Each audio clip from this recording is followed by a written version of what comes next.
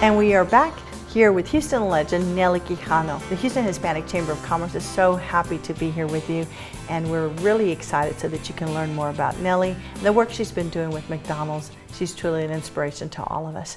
So Nelly, let's talk a little bit about you growing up. And you are a to-do type of person. I've known you since I was a young child from the area of Magnolia where your McDonald's restaurant was. You know, our family had a Mexican restaurant. I too, like your daughter, was there in the way and helping as I could as a young child. But as I talk to you today and I see just the impact that you're having in our community as a woman, as a Latina, we're so proud of you. But I think for folks who are watching who want to be entrepreneurs that aspire to one day owning a business, they think, well, I don't have the capital, I don't have the education, I have a hope and a dream. Tell us a little bit about growing up, what you were like, what your parents did when you were growing up. What did they do for a living? My parents had a supermarket in Cuba. Okay. So when the political problems started in Cuba, my parents came to me and they said, you are going to the United States. Okay. And I came to the United States in the Peter Pan program, Yes. which was the largest exodus of unaccompanied children Yes. into this country. Okay. And when I came, of course, I had to work. Yes. Couldn't go to college. How old were you when you came to the 15. Okay. So couldn't go to college. I started working right away, but I was lucky enough to get a job at a bank and they paid for my education. So I went full time Okay. to the bank in the morning, you know, during the day, and then I went to school at night. So that's what helped me get to where we are today. What did you study when you were in school? What did I want to do? Yeah, what did you want to do? My dream was to be a doctor. Yes. Why doctor? I What was it don't about know. it? I don't know. Always wanted to be a doctor. Yes. Always. Yes. Always. And since I couldn't do it, I had to look for something that would fulfill Yes. the person who I was. Yes. I'm very persistent. Yes. I had a lot of dreams. Yeah. I never give up. I set goals. And, you know, I had a great man next to me. Yes. That was all the same as I was. Very much so. So together, Very we much did so. it together. Where did you guys meet? We met in school, Okay. and we got married in 1962 Yes. in New York, Uh-huh. and my kids were born after that. Yeah. And so here you are, fast forward, with so much on your plate, and you're still going like it was yesterday. Where do you get that drive, Nelly? And what can you say to people who are out there who want to fulfill their dreams? Number one, you have to find your passion. Yes. You have to identify what you want to do in your life. But what if they don't know? Oh, eventually you will know. At least Yes. I knew what I wanted to do. Yes. But find your passion, set your goals. But you know what I use all the time?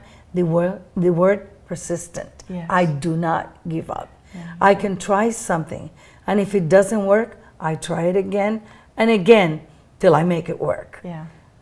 Has there been a time when you've tried again and again and it didn't work, but you just kept at it, I'm assuming? You have to.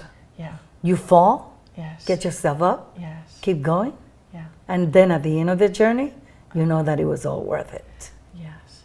So as a woman, what advice do you have for mothers who are working, going to school, they feel guilty because they don't perhaps have the time, the resources to be with their children, with their extended family?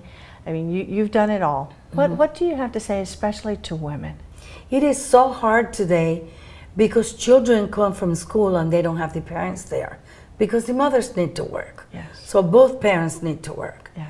At least one of the things that I always did, and I think we've lost a little bit today, is the parents coming home and eating together. Yes. Talking through how the day was for the children, how the day was for them. Having that communication is extremely important. So, because they practically don't know each other.